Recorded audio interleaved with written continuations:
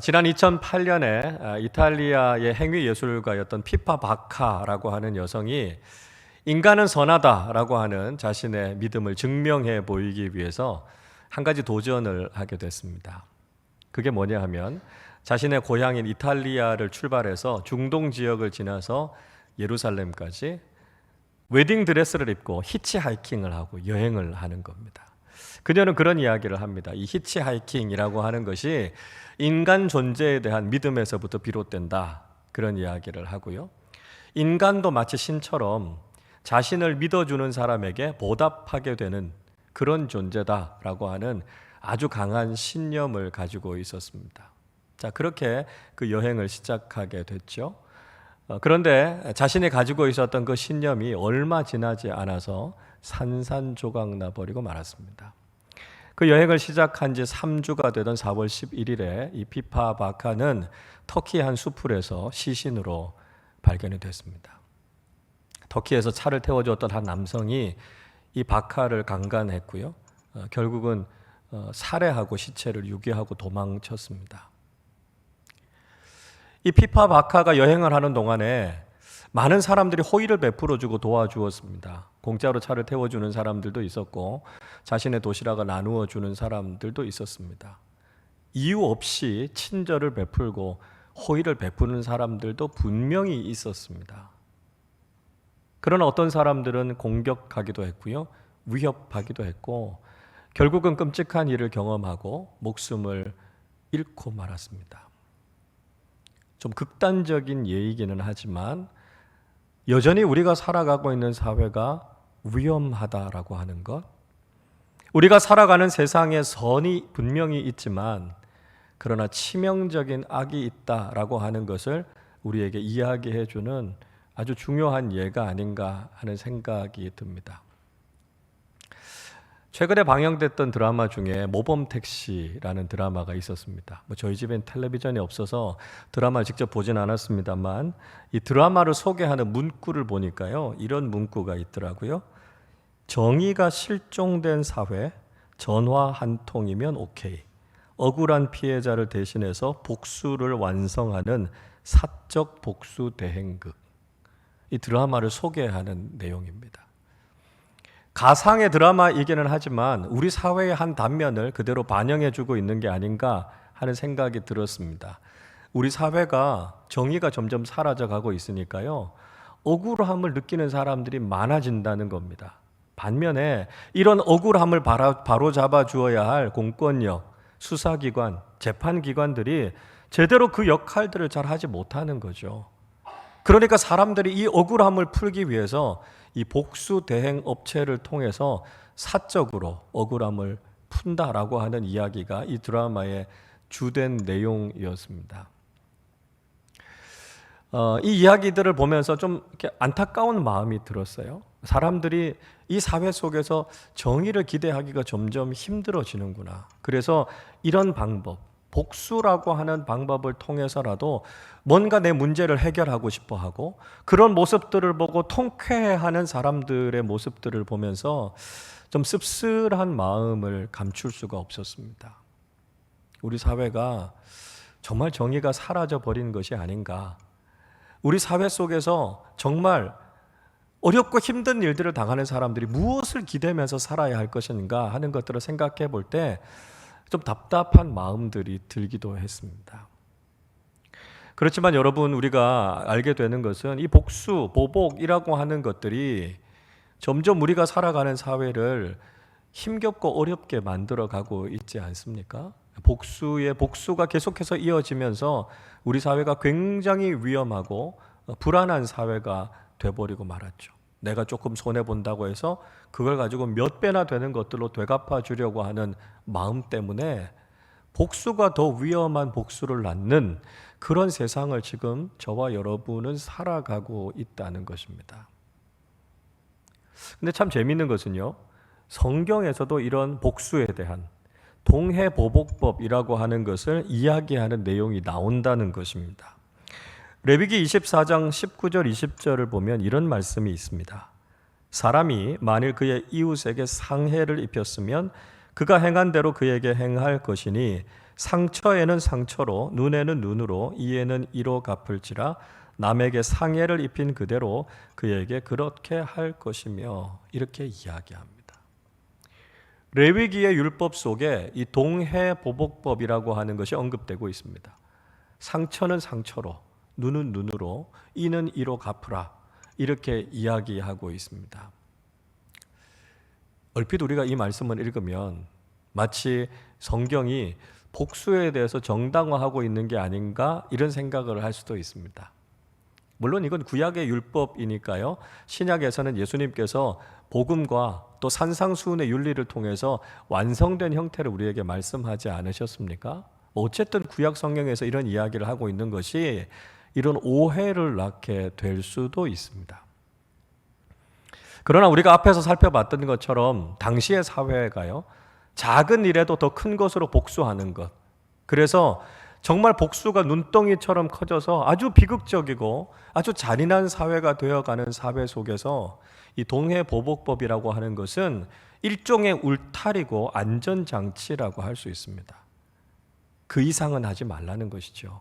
내가 받았다면 그 정도까지만, 그 한계를 뛰어넘지 말라라고 하는 어느 정도의 울타리를 이야기하는 것이지, 반드시 이렇게 복수해야 된다라고 하는 것을 성경이 이야기하고 있는 것은 아니다라고 하는 것입니다.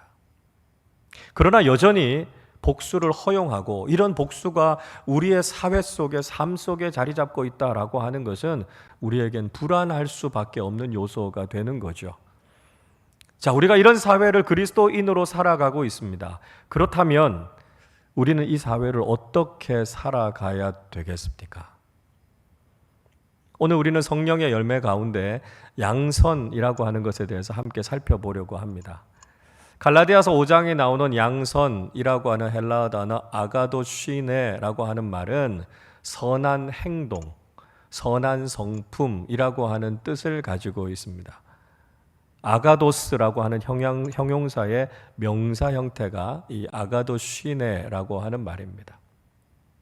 그래서 우리가 이 세상을 살아가는 동안 선한 마음을 가져야 한다는 것이죠. 그리고 선한 행동을 하면서 살아가야 된다라고 하는 것입니다. 성경이 우리에게 선을 행하면서 살아야 된다라고 말씀하는 그 이유는, 그 전제에는 우리가 살아가고 있는 이 세상이 결코 선하지 않다라고 하는 것을 배경으로 하고 있습니다.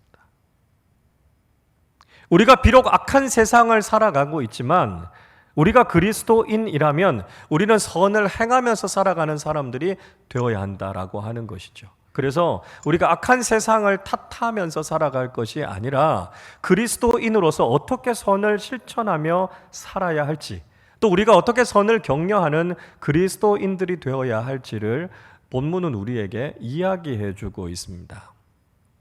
자, 우리가 선이라고 하는 것에 대해서 생각할 때 중요한 한 가지를 기억해야 됩니다.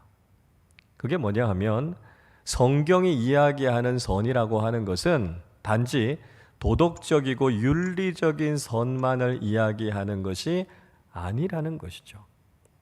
물론 성경에 나오는 선은 대부분의 경우에 도덕적이고 윤리적인 선을 포함하고 있는 경우가 많습니다. 그러나 성경에서 선이라고 이야기할 때 여기에는 아주 중요한 의미가 있다는 거죠. 그게 뭐냐 하면, 하나님께서 보시기에 좋은 것이 선이다라고 하는 겁니다. 이게 우리 그리스도인들이 가져야 되는 선의 기준이죠. 우리의 삶은 하나님이 기준이 되어야 한다는 것입니다. 그리고 하나님께서 보실 때 선하다, 옳다라고 하는 것을 우린 추구하면서 살아야 된다는 것이죠. 창세기 1장의 말씀을 읽어보면 하나님께서 엿새 동안 천지 만물을 다 창조하시지 않습니까? 그리고 하루하루의 창조를 마치면서 계속해서 하나님께서 반복하고 계시는 말씀이 있습니다. 그것이 하나님께서 보시기에 좋았더라라고 하는 말씀입니다. 여기에 나오는 좋았다라고 하는 히브리어 단어 토다라고 하는 말이 선이라는 이야기입니다. 그러니까 우리가 말하는 선이 뭐죠? 하나님께서 보시기에 좋은 것, 하나님의 눈에 보시기에 좋은 것이 선이다. 우리는 분명한 이 기준을 가지고 있어야 된다는 것입니다. 아무리 인간적으로 보기에 도덕적으로 윤리적으로 착한 일을 한다 할지라도 그것이 하나님과 아무런 관련이 없다면 그것은 성경이 이야기하는 선과는 다르다는 것입니다. 그래서 늘 우리의 관심은 하나님의 시선 앞에서 어떻게 살아가느냐라고 하는 것이고요. 하나님께서 보시기에 좋은 선을 행하며 살아가는 그리스도인들이 되어야 한다는 것이죠. 자, 또 한 가지. 우리가 선에 대해서 생각할 때 우리는 적극적으로 선을 행하는 사람들이 되어야 한다는 것입니다. 성경이 이야기하는 죄라고 하는 단어, 헬라어로는 하마르티아 이렇게 이야기하는데요. 이 말이 가지고 있는 뜻은 이런 겁니다. 관역이 있으면 그 관역에 미치지 못하다, 그런 뜻입니다. 목표를 빗나가다, 비켜나가다라고 하는 뜻이 이 하마르티아라고 하는 단어입니다. 관역이 뭘까요? 목표가 뭘까요? 하나님께서 우리에게 원하시는 삶 아니겠습니까? 우리가 그 삶에 미치지 못하면, 우리가 그 삶에 비켜나가면 성경은 그걸 죄라고 이야기한다는 것이죠. 그러니까 하나님께서 기뻐하시는 그 수준의 삶을 살지 못하면 우리는 그걸 가리켜서 죄라고 이야기한다는 거죠. 여러분, 우리 그리스도인들이 날마다 하나님 앞에 회개하지 않습니까? 믿지 않는 사람들은 오해합니다. 예수 믿는 사람들이 도대체 얼마나 많은 죄를 지었길래 저렇게 매일매일 회개하고도 저렇게 죄인이라고 이야기하느냐, 이렇게 말합니다. 그러나 우리가 회개하는 것은 그만큼 많은 범죄를 저질렀기 때문에 회개하는 것이 아닙니다. 객관적으로는요, 예수를 믿는 사람들이 믿지 않는 사람들보다 도덕적으로, 양심적으로 훨씬 더 깨끗하고 정직한 삶을 살아갑니다.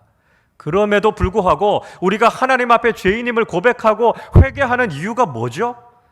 하나님이 원하시는 삶, 하나님이 기뻐하시는 그 삶의 수준까지 이르지 못했다라고 하는 걸 애통해하는 겁니다. 그래서 우리가 하나님 앞에 회개하는 거죠.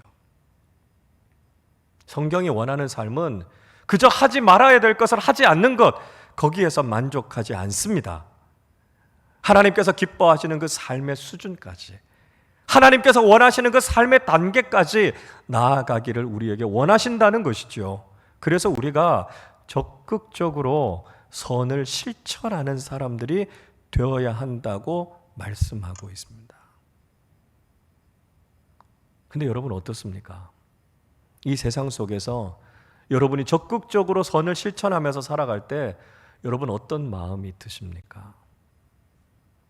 여러분은 착하고 정직하게 바르게 살아가려고 하는데 세상은 오히려 여러분을 속이고 공격하지 않습니까? 내가 믿음의 사람답게 바르게 살아가려고 하는데 오히려 세상은 그것을 모함하고 우리가 믿음의 길을 걸어가는 것을 자꾸 방해하고 가로막으려고 하죠. 그러다 보면 우리가 이 악한 세상 속에서 굳이 우리만 선을 행하면서 살아야 할 이유가 있는가? 이런 의문이 생길 수 있습니다. 그런 상황 속에서 바울은 우리에게 아주 중요한 권면의 말씀을 해주고 있지 않습니까? 갈라디아서 6장 9절이 이렇게 말씀합니다.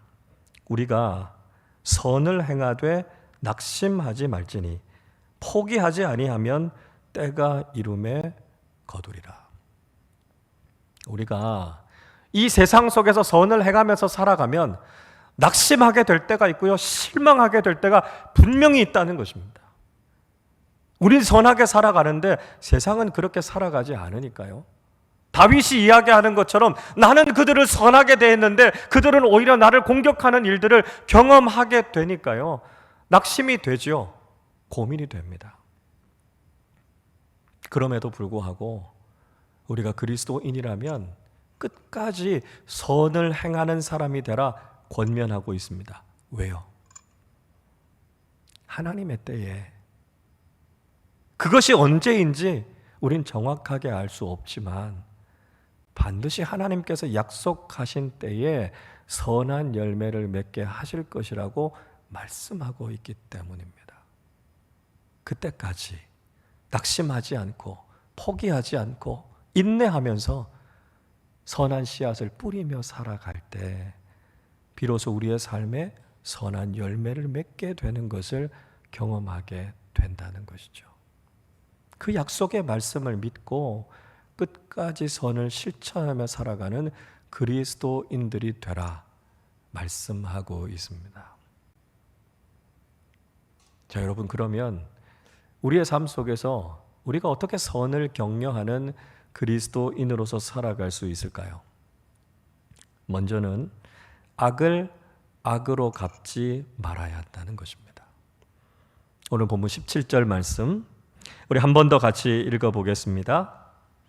아무에게도 악을 악으로 갚지 말고 모든 사람 앞에서 선한 일을 도모하라. 바울은 악을 악으로 갚지 말라 이렇게 이야기하고 있습니다. 세상의 많은 사람들이 악에 대해서 악으로 갚으려고 하니까요, 우리가 살아가는 세상이 악으로 가득 차게 됩니다. 그래서 이런 악순환의 고리가 계속해서 이어지게 되는 것이죠. 그래서 우리가 살아가는 세상이 이렇게 위험하고 불안해진 것 아닙니까? 그래서 누군가는 이 악순환의 고리를 끊는 사람들이 돼야 된다는 것이죠. 누가 그 일을 하겠습니까? 우리 그리스도인들 아니겠습니까? 악을 악으로 갚는 것이 아니라 악한 세상 속에서도 선을 행함으로 이 악순환의 고리를 끊어내는 사람들이 바로 우리 그리스도인들이 되어야 한다는 것이죠.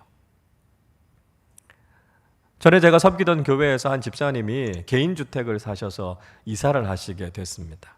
그래서 제가 그 가정에 이사 신방 가서 예배를 드리고요, 식사를 하면서 이사 온 이후에 일어난 일에 대한 이야기를 드렸습니다. 그 주택 단지들이 어떻게 되어 있냐면 집 두 채가요, 주차 공간 3면을 같이 쓰고 있었습니다. 그러니까 하나씩은 뭐 각각이 사용하면 되니까요, 괜찮은데 문제는 나머지 한 면을 누가 쓰느냐 가지고 이웃들 사이에서 심심치 않게 다툼이 일어났다라고 하는 거죠. 그 4개를 만들었으면 안 싸워도 됐을 텐데 굳이 그거를 3개를 만들어서 왜 이렇게 다툼이 일어나게 만들었을까? 이게 참 잘못했다라고 하는 생각이 듭니다. 자, 이 집사님이 이사 가셨던 그 집의 전 주인하고 그 옆집에 사는 사람하고 이 주차 공간 하나를 누가 쓰느냐 때문에 굉장히 심각하게 다투다가 서로 이렇게 폭행을 했습니다. 그래서 경찰에 연행돼 가서 처벌을 받고 그러고 왔다는 거예요. 그리고 나서 그 집을 팔고 갔다라고 하는 걸 나중에 이사 와서 이 집사님이 듣게 됐습니다. 그리고 고민하게 됐습니다. 어떻게 해야 될까? 이 집사님이 결단을 내렸어요. 그 주차 공간 옆집에다 양보해야 되겠다. 그리고 이 집사님은 좀 떨어져 있는 곳에 차를 세울 수 있는 곳이 있어서 거기다가 차를 세우고 걸어오셨답니다. 주차 공간 때문에 이웃들과 싸우는 거, 그래서 계속 다툼이 이어지는 거, 이거 바람직하지 않다는 거죠. 그래서 내가 좀 불편해도 그렇게 하는 게 낫겠다 이렇게 결정을 한 겁니다. 그 옆집도 알게 되지 않았겠습니까? 그 시간이 좀 지나고 나서 옆집 사람이 선물을 들고 찾아와서 인사를 하더라는 겁니다. 그리고 고맙다고 인사하고 아주 사이좋게 지내고 있다, 그런 이야기를 해주셨습니다. 자칫하면 주차 공간 하나 때문에 계속해서 이어질 수 있는 악순환의 고리를 끊어낸 것이죠. 그리스도인다운 선한 행동, 선한 삶을 통해서 그 악순환을 끊어내고 삶 속에서, 공동체 속에서 선을 실천하는 삶을 산 것입니다. 여러분은 어떠십니까? 여러분의 삶의 자리에도 수없이 많은 악순환의 고리들이 있지 않습니까? 그것 때문에 점점 우리의 삶이 불행해져 가고 위험해져 가고 있지 않습니까? 그런 상황 속에서 우리는 그 악순환의 고리를 끊어내는 사람들이 되어야 합니다. 어떻게 해요? 선을 실천함으로, 양선의 열매를 맺음으로 그 악을 끊어내고 우리의 삶의 자리에서 선을 피워내는 사람들이 되어야 한다는 것이죠. 그래서 우리가 발딛고 살아가는 삶의 자리를 더 밝게, 더 따뜻하게 만들어가는 그리스도인들이 되실 수 있기를 바랍니다. 둘째는 가능한 모든 사람들과 화목해야 한다는 것입니다. 17절 뒷부분 말씀 보시면 모든 사람 앞에서 선한 일을 도모하라 이렇게 말씀하죠. 18절에서도 같은 취지의 말씀을 하고 있지 않습니까? 18절 같이 읽어보겠습니다. 할 수 있거든 너희로서는 모든 사람과 더불어 화목하라. 바울이 참 어려운 수준의 삶을 이야기하죠. 모든 사람들과 화목하라 이렇게 이야기합니다. 가까운 사람들, 친하게 지내는 사람들하고 잘 지내는 거 이건 어렵지 않습니다. 그러나 모든 사람들과 화목하게 지내는 거 참 어려운 거죠. 그런데 바울은 지금 이런 삶을 살라 이렇게 권면하고 있습니다. 왜 이렇게 권면하고 있을까요? 여러분 혹시 누군가와 관계가 틀어져서 어려워 보신 경험들이 있으십니까? 그 사람과의 관계가 깨져서 늘 마음이 불편하고 힘들어 보셨던 상황이 있으세요? 여러 사람이 필요 없습니다. 딱 한 사람과만 그런 관계가 돼도 우리 삶이 얼마나 불편하고 힘든지 모릅니다. 다른 사람들하고 있으면 편하게 즐겁게 막 이야기하다가 그 사람만 나타나면 온 신경이 그 사람에게 다 쏠립니다. 그리고 내가 있는 그 자리가 완전 가시방석이 되죠. 아무렇지도 않다가 그 사람 이야기만 나오면 막 내가 흥분하는 겁니다. 화와 분노를 주체할 수가 없는 거예요. 근데 만약 그 사람이 여러분 가까이 있는 사람, 여러분이 매일 만나야 되는 사람이면 어떻겠습니까? 여러분이 직장에서 여러분 바로 옆자리에 앉아 있는 사람과 그렇게 관계가 깨져 있다면 여러분 얼마나 불편하고 힘들겠습니까?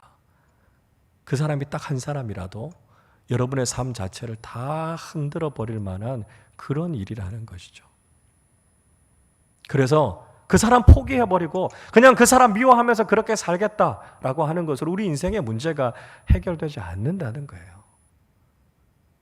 때로 나를 미워하는 사람이라 할지라도, 관계가 깨어져서 어려운 사람이라 할지라도, 내게 호의를 갖고 있지 않은 사람이라 할지라도 가능한 모든 사람들과 화목을 실천하면서 살아가는 것이 선을 행하면서 살아가는 그리스도인의 삶이다 하는 것을 바울이 이야기해 주고 있는 것이죠. 셋째는 원수 갚는 것을 하나님께 맡겨야 된다는 것입니다. 19절 말씀 같이 읽어보겠습니다. 내 사랑하는 자들아 너희가 친히 원수를 갚지 말고 하나님의 진노하심에 맡기라. 기록되었으되 원수 갚는 것이 내게 있으니 내가 갚으리라고 주께서 말씀하시니라. 하나님께서 우리에게 원수 갚지 말라 말씀하십니다. 그리고 원수 갚는 것을 하나님께 맡기라 말씀하고 있습니다. 내가 직접 원수를 갚으면 어떻게 되죠? 언제 우리가 다시 보복이나 공격을 당할지 모르는 불안감 가운데 살게 됩니다. 그래서 우리의 인생이 굉장히 위험해진다는 것이죠. 그래서 하나님께서 우리를 보호하시는 차원에서 우리가 직접 원수 갚지 말라고 말씀하십니다. 그리고 하나님께 원수 갚음을 맡기라고 말씀하시죠. 왜요? 우리가 믿는 하나님, 공의의 하나님이시니까 악에 대해서 진노하시고 심판하시는 하나님이 되신다는 것입니다. 우리가 그 하나님을 믿는다면 직접 우리가 원수를 갚는 것이 아니라 공의로우신 하나님께 우리의 삶의 문제를 맡기고 하나님의 공평하신 처분을 기다리는 것이 믿음이라는 것을 말씀하고 있습니다. 자, 그럼 우리는 어떻게 살아야 될까요? 20절 같이 읽어보겠습니다. 내 원수가 줄이거든 먹이고 목마르거든 마시게 하라. 그리함으로 내가 숯불을 그 머리에 쌓아 놓으리라. 무슨 말 하죠? 비록 악한 사람일지라도 우리는 그들에게 선을 베풀라는 것입니다. 배고프면 먹이고요, 목마르면 마시게 하라고 말씀합니다. 아니, 어떻게 이렇게 삽니까? 이게 진짜 가능한 일입니까? 여러분, 그렇죠. 그래서 우리의 결단으로는, 우리의 의지로는 이렇게 살 수 없습니다. 그래서 양선은 성령의 열매입니다. 내 노력으로 선을 행할 수 있는 것이 아니고요. 성령 하나님께서 내 마음을 주관하시고 하나님의 은혜가 내 안에 차고 넘치면 이런 삶을 살게 된다고 말씀합니다. 나를 미워하는 사람일지라도, 나를 공격하는 사람일지라도 내 안에 하나님의 사랑과 은혜가 가득 찰 때, 성령 충만함의 은혜를 경험할 때 나도 할 수 없었던 일들을 하나님께서 하게 하실 것이라고 말씀하고 있습니다. 자, 우리가 이런 삶을 실천하게 되면 어떤 결과가 나타나게 됩니까? 오늘 20절 마지막에 이렇게 이야기하죠. 원수의 머리에 숯불을 쌓아 놓는 것과 같다. 이렇게 말씀하고 있습니다. 자, 이게 무슨 의미인가에 대해서 성경학자들이 여러 가지로 설명합니다. 한 가지 견해는 이런 겁니다. 이게 아주 치명적인 공격이 된다는 겁니다. 마치 원수의 머리에 숯불을 쌓아 놓는다는 것은 하나님의 진노가 곧 임한다는 거예요. 그래서 하나님께서 정말 그 원수의 악에 대해서 갚아주실 것이다. 임박한 하나님의 심판이 있다라고 하는 것을 의미한다. 이렇게 설명하는 견해가 있습니다. 또 다른 견해로는 원수들로 하여금 뉘우치고 회개할 수 있게 한다. 이렇게 설명하기도 합니다. 자, 숯불을 머리 위에 올려놨다고 한번 생각해 보십시오. 그 얼마나 뜨겁겠습니까? 그러니까 얼굴이 벌겋게 달아오르겠죠. 그것처럼 자신이 행한 악한 일에 대해서 가책을 느끼는 겁니다. 부끄러움, 뉘우침, 회개, 미안함 이런 것들을 느낄 수 있는 기회가 될 것이다. 이렇게 해석을 하기도 합니다. 일반적으로는 후자의 견해를 지지하는 경우들이 훨씬 많은데요. 자, 중요한 것은 어떻게 해석하든지 간에 우리가 해야 할 것은 선을 행하고 실천하는 사람들이 되라는 것입니다. 악한 세상을 살아가고 있지만 우리가 직접 원수를 갚는 것이 아니라 하나님께 그 일을 맡겨드리고 우리는 그리스도인답게 묵묵하게 선을 행하며 살아가는 사람들이 되라 말씀하고 있습니다. 마지막으로 사도 바울은 우리가 선을 행하는 그리스도인이 되기 위해서 우리에게 아주 중요한 믿음이 필요하다는 것을 말씀하고 있습니다. 오늘 21절 말씀인데요. 우리 21절을 함께 읽어보겠습니다. 악에게 지지 말고 선으로 악을 이기라. 바울은 우리에게 아주 중요한 믿음이 필요한데 그것이 바로 선은 반드시 악을 이긴다라고 하는 믿음을 가지라는 것입니다. 우리가 그냥 보기에는 선은 패배하는 것 같고 악이 이기는 것처럼 보이는 세상을 살아가고 있습니다.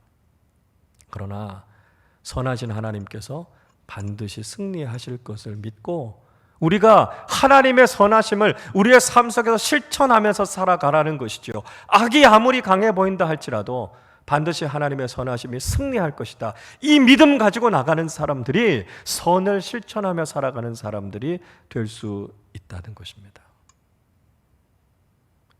예수님의 십자가 사건은 악이 선을 이긴 사건처럼 보였습니다. 하나님께서 우리 인간을 사랑하셨고요. 그래서 그 독생자 예수 그리스도를 우리를 위해서 보내주셨습니다. 그러나 사람들은 예수님을 영접하지 않았고 결국 십자가에 못 박아 죽게 했습니다. 사탄은 그렇게 십자가에서 고통스럽게 죽어가시는 예수님을 보면서 생각했을 것입니다. 악이 선을 이겼다고요. 그렇게 무기력하게 십자가에 죽어가시는 예수님을 보면서 사탄은 쾌재를 불렀을 것입니다. 그러나 우리 주님께서는 죽음과 저주의 권세를 깨뜨리시고 다시 살아나지 않으셨습니까? 예수님의 부활은 선이 악을 이긴다라고 하는 이 진리, 또 선하신 하나님께서 오르셨다라고 하는 진리를 우리에게 분명히 보여주고 있습니다. 지금 우리가 살아가고 있는 이 세상은 악이 득세하는 세상처럼 보입니다. 선은 너무나 무기력하고요. 계속해서 공격받고 있는 모습들을 보게 되죠. 이런 세상 속에서 우리가 계속해서 선을 행하면서 살아야 되는가? 우리도 악으로 맞서 싸워야 되는 것이 아닌가 하는 유혹이 우리에게 일어날 수도 있습니다. 그러나 여러분, 그때마다 기억하십시오. 선은 반드시 악을 이깁니다. 우리가 하나님의 선하심을 믿고 선하신 하나님의 능력으로 믿음의 승리를 경험하게 될 것을 확신하며 살아가는 그리스도인들이 되어야 한다는 것이죠. 독일의 디트리 본회퍼 목사님은 나치 정권과 히틀러의 폭정에 반대해서 항거하셨다가 투옥되셨습니다. 제2차 세계대전이 종전되기 한 달 전 1945년 4월 9일에 결국 교수형에 처해지셔서 39세의 나이에 소천받으셨습니다. 그러나 본회퍼 목사님은 선한 능력이 반드시 승리한다고 하는 믿음을 가지고 있었고요. 교수형에 처해지기 한 해 전 1944년 겨울에 옥중에서 마지막 시 한 편을 쓰셨습니다. 그 시에 곡을 붙인 노래가 바로 선한 능력으로 라고 하는 노래입니다. 제가 그 가사를 잠깐 읽어드리겠습니다.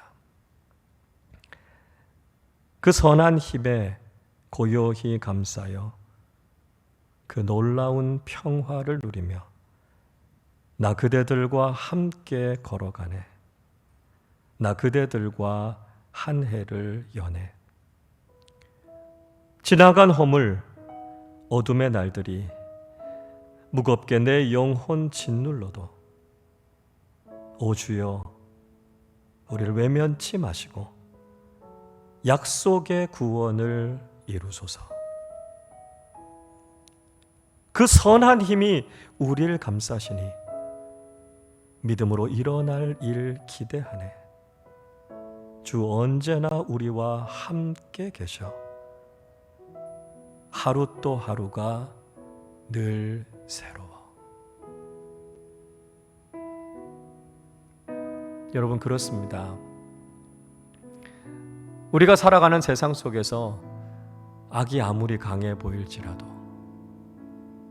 악한 세상 속에서 그 어둠의 세력들이 우리를 짓눌러 올지라도 우리는 선한 능력이 반드시 승리한다는 이 믿음을 가지고